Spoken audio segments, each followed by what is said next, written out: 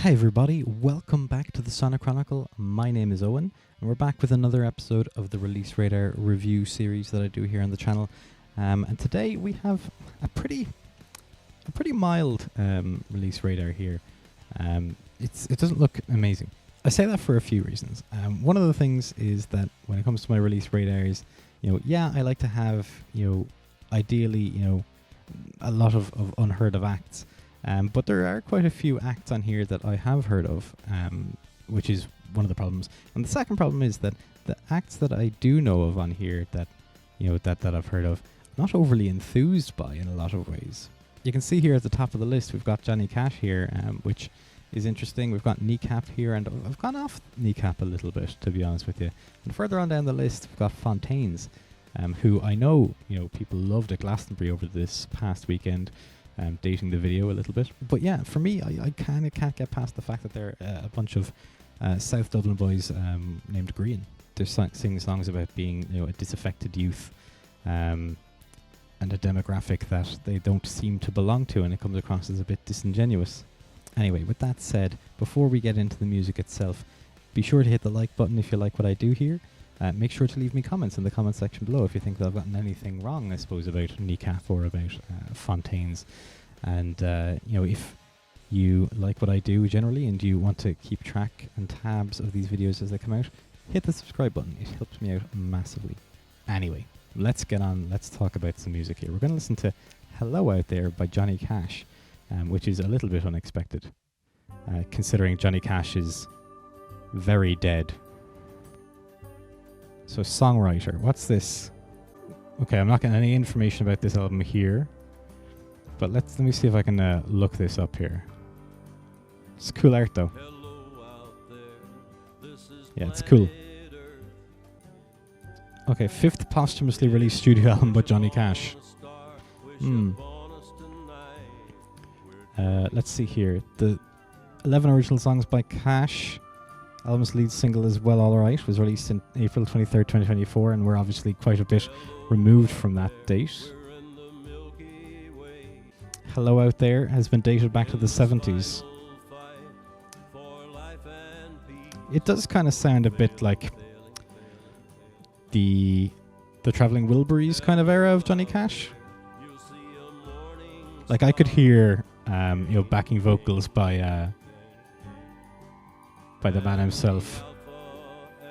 What's his name? I can't think of his name. Willie Nelson. Willie Nelson on here. This is okay. It's not my favorite thing in the world, but it's okay. Yeah, it's digging into the biblical stuff again. Let's see here. Received positive reviews from music critics. Okay, fair enough. 77 out of 100 based on 7 reviews on Metacritic. Okay. It's just a bit boring, There's not really much to it. Like it's pretty samey, but it's 3 minutes long. It doesn't outstay its welcome. It is what it is. It's just what it is not amazing. It's just not particularly mind-blowing or really exciting. Even though it is a new release from Johnny Cash, it doesn't excite me, which is a pity. All right, we're going to listen to A Day to Remember by Feedback. Yeah, this is cool already. Very, very different to Johnny Cash, obviously. But that's okay. Who are these? Who are Feedback? This has some real attitude to it. Love it. Oh, sorry, this is Feedback by A Day to Remember. Yeah, 5 million monthly listeners. Yeah, I've heard of A Day to Remember. Yeah, of course this is rockin'. Oh, they're on Pump Goes Pop, Volume 2. What did they do on Pump Goes Pop? Over My Head Cable Car. I don't remember that one. Maybe I didn't have it. Maybe I only had some of the bigger ones from Pump Goes Pop. Although Pump Goes is such a great series of albums. Maybe I'll talk about them at some stage.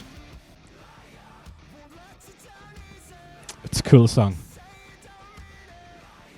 The dynamics are just so good. It's really well produced, you know?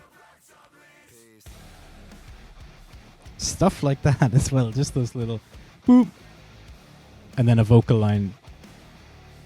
Or a vocal piece. It's just very cool. It's relentless. It just doesn't let up at all.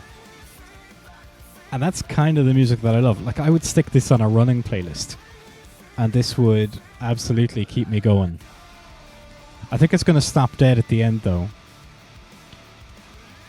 I think it's just go, feedback, down, down.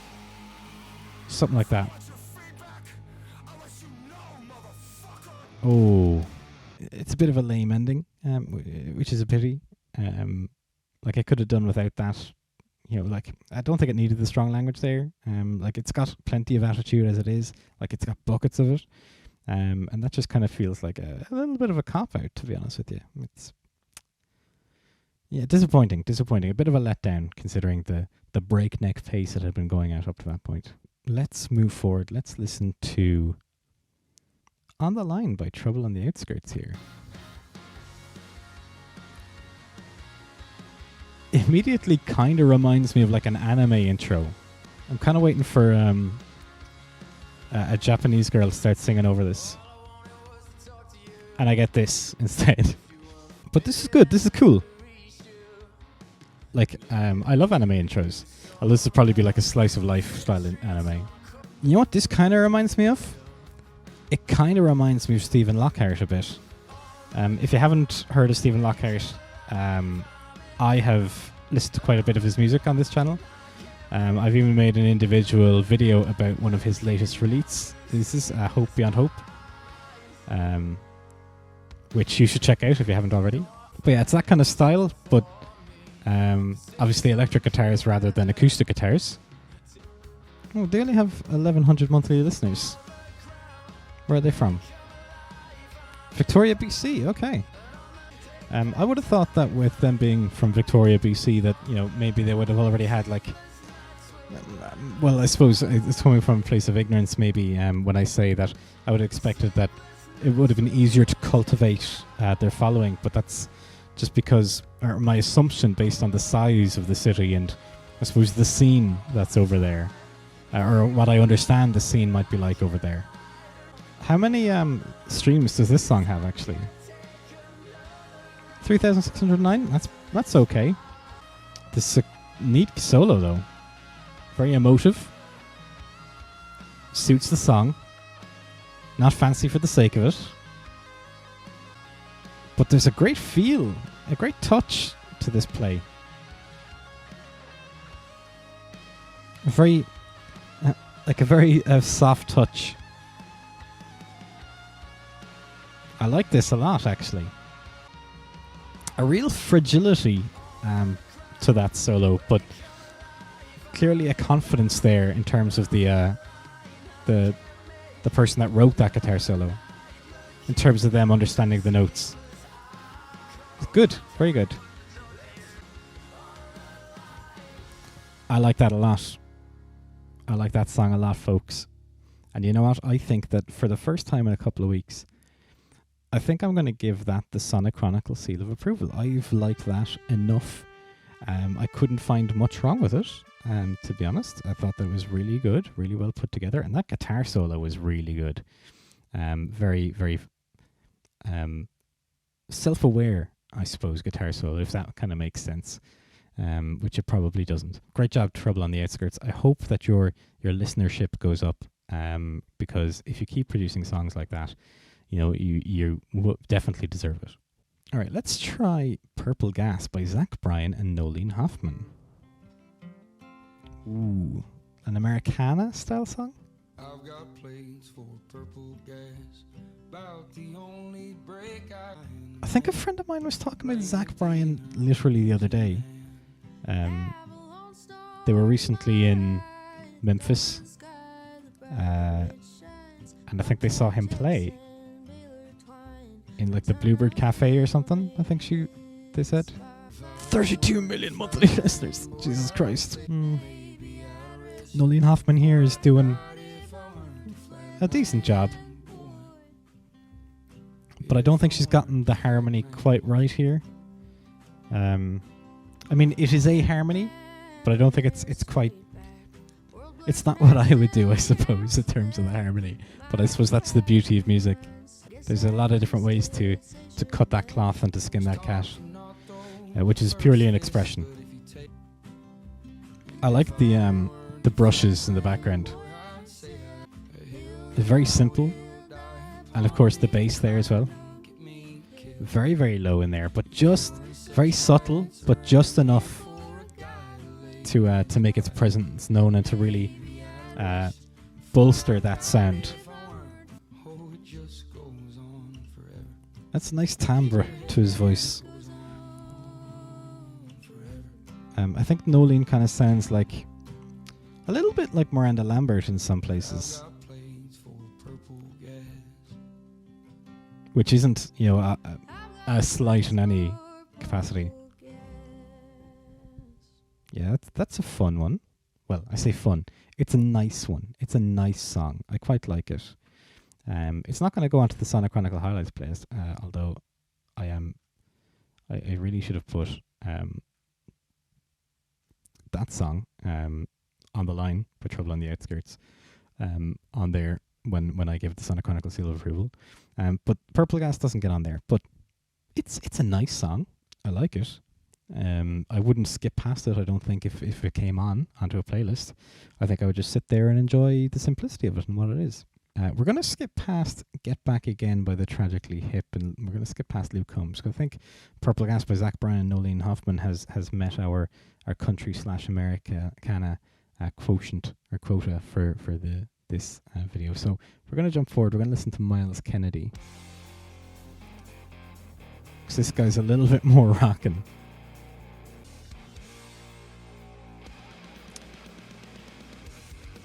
Oh, that's quite the change. Those were nearly Telecaster sounding guitars initially. This does not sound like kind of a country twangy kind of guitar. Myles Kennedy was in... Oh, he's playing with Slash these days, isn't he? Yeah, he was in Alter Bridge, that's right. Yeah. Recorded the Slash. Yeah. Guest appearance from Disturbed, from Hailstorm to Government Mule. Okay. He kind of sounds like... This is going to sound weird, but he sounds like the singer from the School of Rock, of the band that Dewey gets kicked out of at the start. Future me, if you could cut in some footage, that would be class.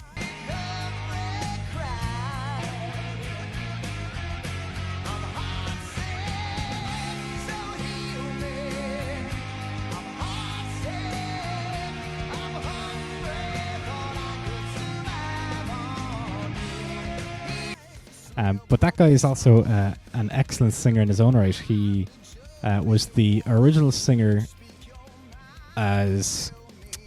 He was in Rent. He was the original guy who plays guitar. Give me a second here. Roger. He was originally Roger. Was it Adam Pascal? It was Adam Pascal. He was the original singer of Roger in Rent. Or performer as Roger is Rent. Time flies, time dies, glory. One blaze of glory. One blaze of glory.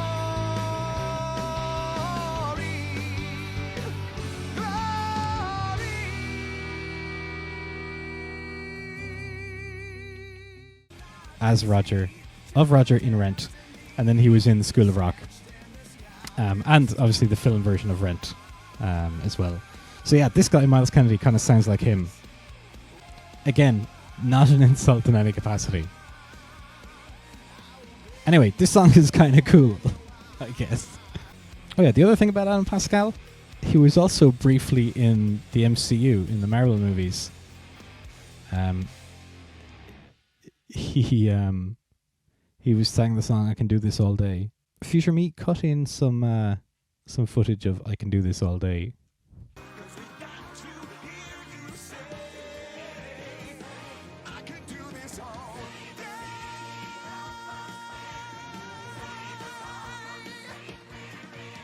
The day looks tough, but when New York's strong, and 8 million people just can't be wrong. We love all kinds, but Loki, you don't belong, so get gone.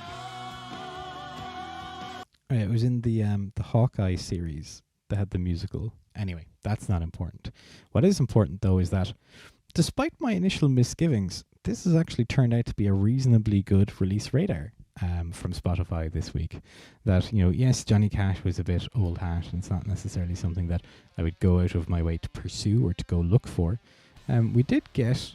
what did we get? We got feedback by A Day to Remember, who I actually do know a little bit about. I just thought the band was called Feedback, and I was like, oh, what's this song? So I read that incorrectly, so I apologise for that. But it was still pretty rocking. We listened to On the Line by Trouble on the Outskirts, which was really good. Got Sonic Chronicle seal of approval. Stick it on your playlist, folks. We listened to Purple Gas by Zach Bryan and Nolene Hoffman, which was very nice. We skipped over The Tragically Hip, and we went to Say What You Will by Myles Kennedy, and that was a pretty rockin' song as well. So we got 4 songs out of that 30 there. Again, a bunch of stuff in here has already been in here, stuff that I haven't really been interested in listening to. What I will say is I have listened to Falling Leaves by God is an Astronaut in the interim, in my own time, and it's pretty good. It's not as good as some of their best stuff. Like, it's no... Fireflies and Empty Skies or Suicide by Star or anything like that, but it's all right. It's okay. Just not my favorite song of theirs by any means. But yeah, overall, I would say there's some good stuff in there, despite my initial misgivings. Do I think it's a great release radar from Spotify in terms of the review? I wouldn't necessarily say so, because of the stuff that's in there that I wasn't really interested in, or has been in there for a couple of weeks now. But that's where we're going to leave it this week, folks. It's been a relatively short one, I think, this week. But thank you so much for stopping by and for spending a bit of time with me and for listening to some music with me. I really appreciate you. If you know anything about any of the bands that we've listened to here, feel free to leave me some comments in the comment section below. If you've got any issue with any reason why I may not have listened to any of the stuff on here, please leave me comments to let me know why. If you like this video, please do hit the like button, and of course please do subscribe to the channel as well, because that helps me out a lot as well. And the other thing that really helps out is when you watch a good chunk of the video, if not all of the video, in one sitting, because that again tells YouTube that this is something that you wish to engage with, that you like to engage with, because you've watched it all the way to the end.